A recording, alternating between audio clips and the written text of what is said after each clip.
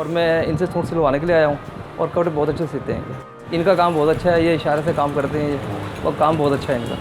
ये बहुत अच्छे कपड़े सीते हैं जनाब, और उसके जनाब बोल भी नहीं सकते और सुन भी नहीं सकते, उसके बावजूद भी ये बहुत कपड़े प्यारे सीते हैं।